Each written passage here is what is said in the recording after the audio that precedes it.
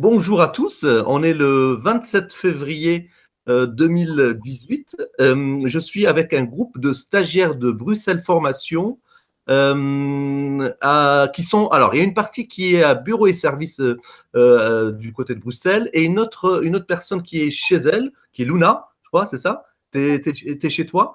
Parce qu'il faut dire qu'aujourd'hui, c'est un jour assez particulier. Je crois qu'il y a la grève dans les transports, donc c'est un peu compliqué. Donc, c'est un petit groupe représentatif des groupes de Bruxelles Formation qui suivent une formation avec Sarah, qui est leur formatrice. Alors, je vais mettre Sarah ici.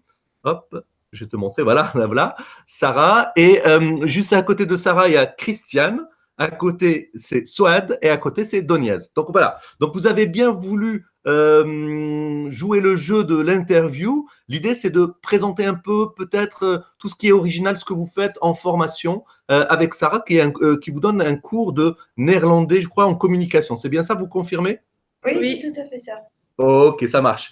Tout d'abord, peut-être si vous pouvez juste nous dire en quoi consiste cette formation et puis raconter en deux, trois mots ce que vous faites au sein de Bureau et Services. En ce qui me concerne et les autres aussi, on suit un stage en formation pour être employé administratif. Alors, un quart de notre temps consiste à apprendre le néerlandais. Donc, on est venu chez Sarah pour refaire des cours de conversation écrite ou orale plutôt. C'est plutôt l'oral qui a été choisi pour l'apprentissage du néerlandais. Parce que tous les jours, elle doit nous faire parler. Alors, elle nous donne un thème, on le prépare, on cherche la documentation et on prépare le thème, on écrit, on essaie de faire un texte. Ensuite, on essaye par deux, de faire de ce texte un dialogue. Et quand ça devient un dialogue convivial, on essaie de l'enregistrer sur une vidéo. Voilà. Et donc, après l'enregistrement de la vidéo, du dialogue, alors parfois c'est par groupe de 2, parfois par groupe de 3. Donc, selon les thèmes qui ont été choisis par Sarah et qui sont de bons thèmes d'ailleurs, personnellement je trouve. Donc, on enregistre la vidéo, mais aussi par après on la regarde ensemble et on dit nos propres commentaires. Et aussi, nous recevons les commentaires de Sarah.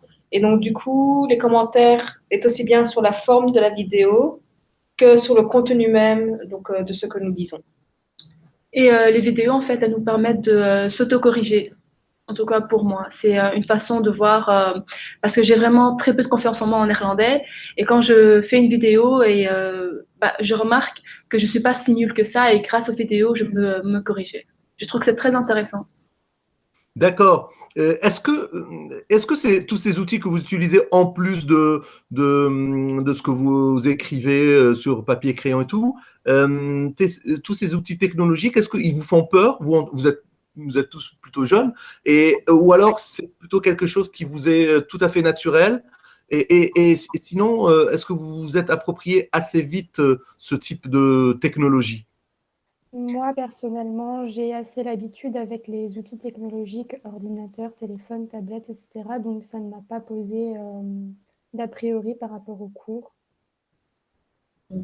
Ouais, c'est ça. La preuve, tu es à distance et tu as cliqué juste sur un lien pour avoir cette visio et c'est tout, quoi. Ça t'a pas créé des problèmes en amont? Non, pas du tout.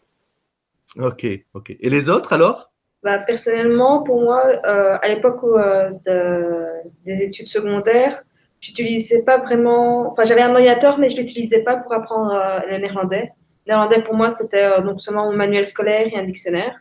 Et donc, ce qu'on a fait pendant le cours, c'était assez nouveau. Donc, ne serait-ce que pour les sites de traduction ou les sites que nous pouvons utiliser de recherche en néerlandais, pour moi, c'était nouveau. Et même enregistrer une vidéo, bon, je savais comment ça fonctionnait parce que j'ai déjà utilisé Skype et ce genre de choses. J'avais jamais enregistré de vidéo pour ensuite me regarder par après. Donc ça, c'était assez nouveau et c'est très intéressant parce que en regardant les vidéos, par exemple, là maintenant, je suis en train de parler avec les mains, c'est que je n'avais pas du tout remarqué auparavant. Et, je remarque aussi que bon, j'apprenais mon texte, mais au moment de parler de mon interlocuteur ou interlocutrice, quand elle parlait, je faisais plus du tout attention à ce qu'elle disait. Et ça se voyait sur mon visage, que j'avais le regard dans le vide et que j'attendais mon tour pour parler. Et ouais, c'était une expérience très nouvelle pour apprendre une langue. Donc, et Doniès, tu disais tout à l'heure que toi, tu appréhendé un peu ces outils, mais là, est-ce que ça va mieux ou pas? Ça va beaucoup mieux, en fait. Je trouve que c'est mieux d'utiliser ce genre d'outils parce que c'est plus attractif, plus ludique, plutôt que de travailler en face d'un tableau, écrire, etc. Alors qu'avec la technologie, il y a beaucoup plus de... Ça nous donne envie, en fait. D'accord, donc ça vous motive. Oui, voilà. Mais Christiane, vous avez l'air de dire que ces outils, ok, c'est top et tout ça, mais est-ce que vous pensez réellement que vous apprenez plus en travaillant de cette manière ou bien c'est simplement, c'est plus ludique et c'est tout? Moi, j'ai étudié longtemps le néerlandais en école secondaire, donc en termes d'école plus classique, le dictionnaire, le papier, le livre, le tableau. Je trouve ça une belle expérience et tout à fait autre. On se voit, nous, on voit comment on réagit, comme elle dit, quelles expressions on a. Seulement, on me dit, oui, mais tu fais ça quand tu communiques, oui, mais tu fais ça. Moi, je ne me rends pas compte. Là, je peux une fois me voir vraiment quand je parle. Si, en faisant attention, on remarque qu'on m'avait dit, parce que c'est au cours de français, chez Enterprise, je regarde vraiment, en faisant attention et en suivant les conseils, de ne plus faire la même erreur et je m'observe, je m'espionne une fois moi-même, je n'ai pas besoin du professeur pour m'espionner, t'as regardé dans le vide, tu as fait ceci. Moi, je trouve ça bien, je trouve ça très différent. C'est une nouvelle approche de stage en irlandais. D'accord. Pour rebondir Luna? sur la Oui, question, vas-y, je t'en prie. oui, pour rebondir sur la question, personnellement, moi, ça m'aide, mais c'est pas assez. J'ai besoin, il me reste quand même que j'ai besoin d'un support écrit parce que c'est la façon dont je fonctionne. Et je pense pas pouvoir survivre à un cours qui utilise que cette manière-là pour apprendre. Pour moi, il faut diversifier. Par exemple, on avait fait plusieurs thèmes et donc ça aurait été bien de faire une vidéo, un thème sur deux, plutôt que faire une vidéo sur chaque thème. J'avais eu beaucoup de mal, je me souviens, pour faire on avait eu le thème de l'énergie, qu'est-ce qui vous donne de l'énergie? Et pour celui-là, j'avais eu beaucoup de mal pour faire la vidéo et pour trouver de quoi parler.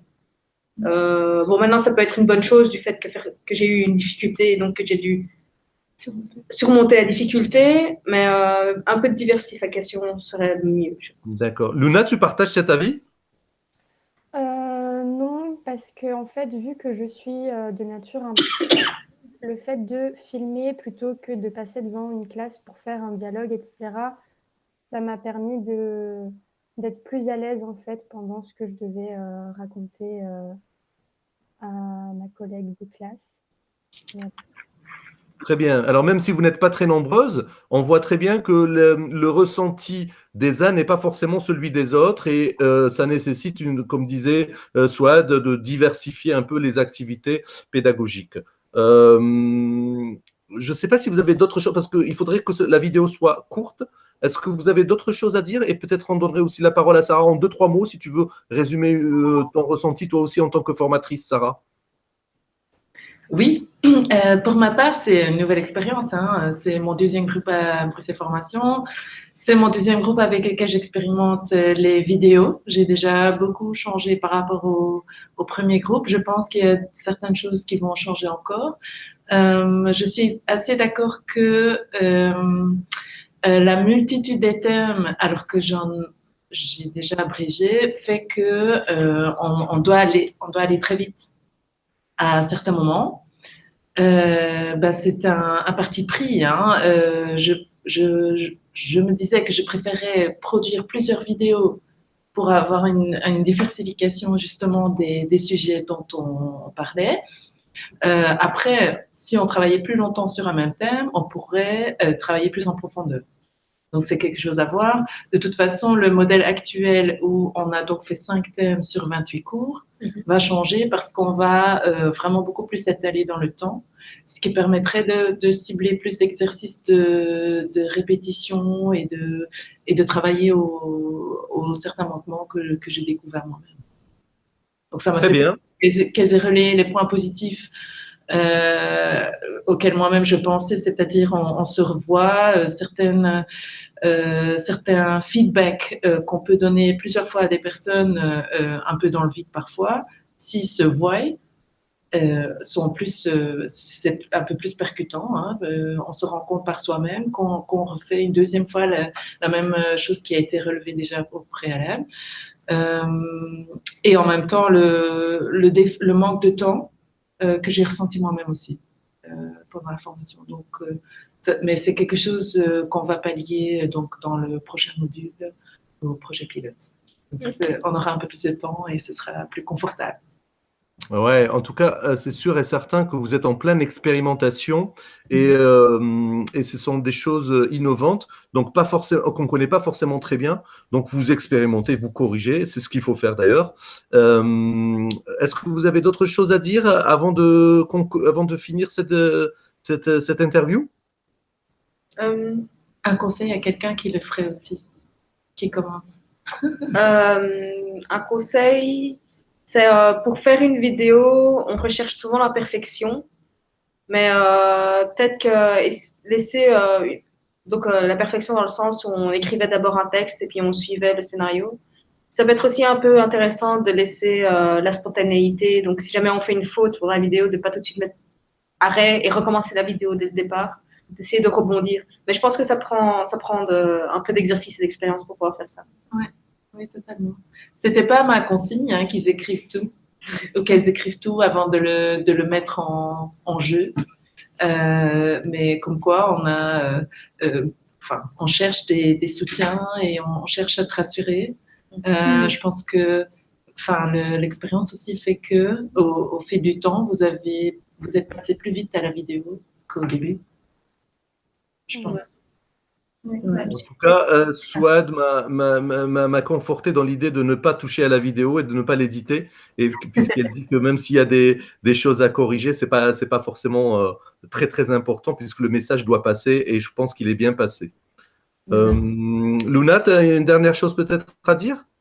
Bah, moi, ça a été une bonne expérience d'utiliser l'informatique pendant le cours de néerlandais. Ça a permis, comme elle a dit Denise, de rendre ça un petit peu plus ludique. Et donc, je pense que c'est une bonne idée de continuer ça dans d'autres modules. D'accord, très bien.